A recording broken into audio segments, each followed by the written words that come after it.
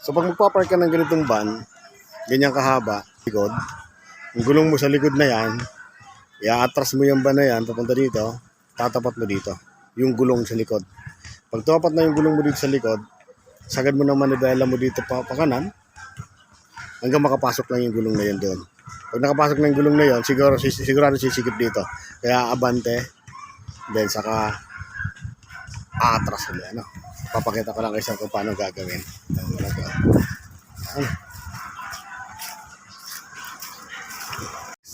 Okay?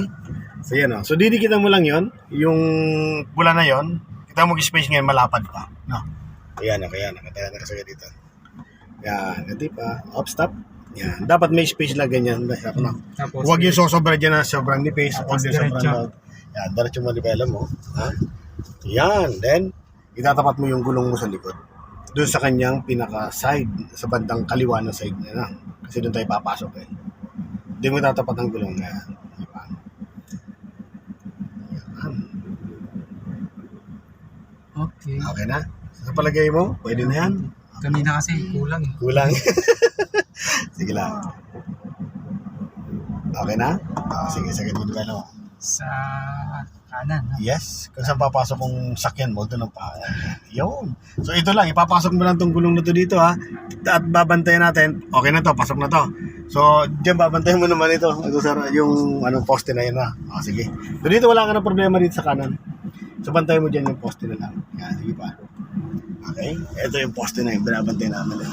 Sige pa. Sige. Diyan sa sa kanan wala ka ng problema eh. Sige pa. Sige pa sir. Sige pa, dikit ka pa dito. Sige pa. Sige pa.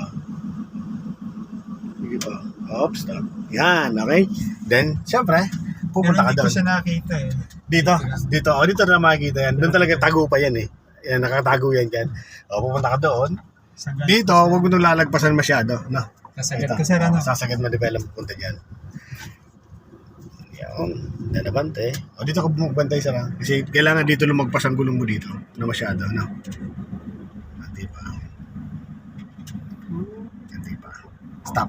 Yan. Okay na yan. Sagad mo develop mo dito sa atras na. Yes po. Sagad naman dito sa kanan. Very good. Okay, dito wala ka ng problema kasi ang gulong natin nandito na sa kumbaga nakapasok na sa uso nito sa akin na to eh. Dito ka titingin, itong priority mo naman. Yan kaliwang side mirror na yan. Sige lang. Pasok na sir, no? Hintayin mo lang pumantay yung katawan ng sakyan mo. Dito, dito sa pantay ka. Okay na sir, pantay na gitna mo naman yung mo. Gitna mo na, magre-reverse pa tayo. Ayun. Reverse na yan sir. Okay na yan.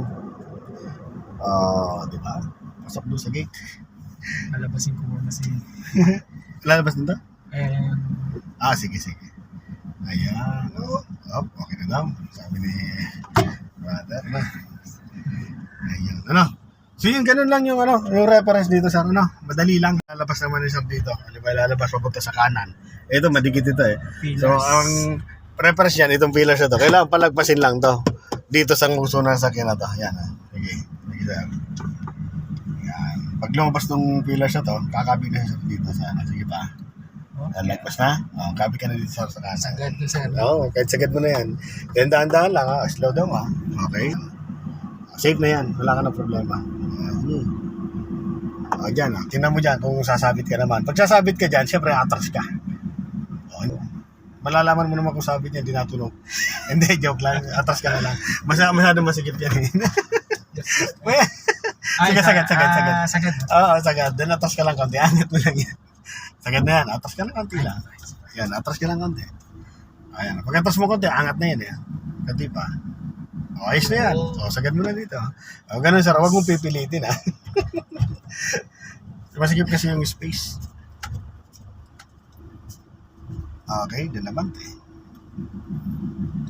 Ayun. Okay, ulitin natin. Nakuli doon.